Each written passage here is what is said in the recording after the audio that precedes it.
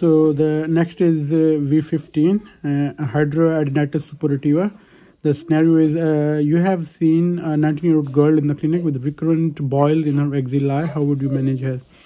So here the likely diagnosis is Hydradenitis Suppurativa.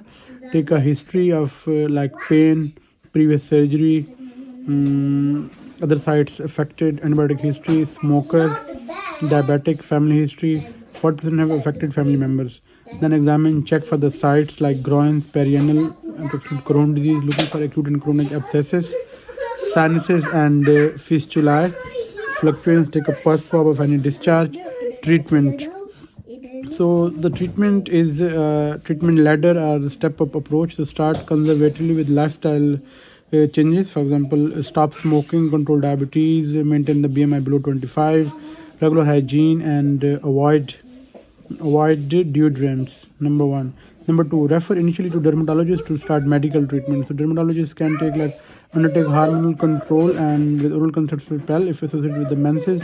Prescribe low-dose long-term antibiotics like oral tetracycline or topical clindamycin for 12 weeks, and topical exfoliants, peels or resorcinol.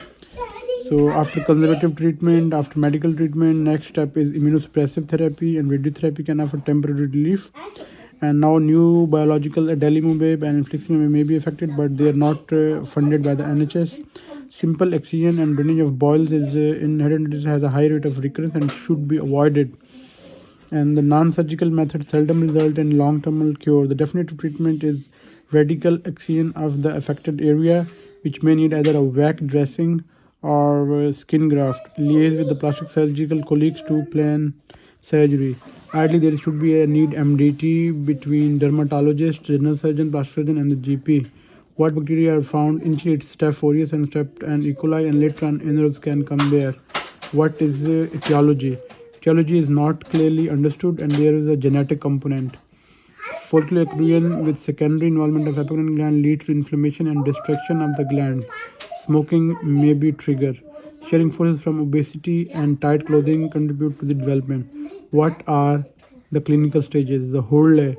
The classical 3 clinical stages defined by the Hurley are: stage 1, single or multiple abscesses formation without sinus tracts and cicatrization.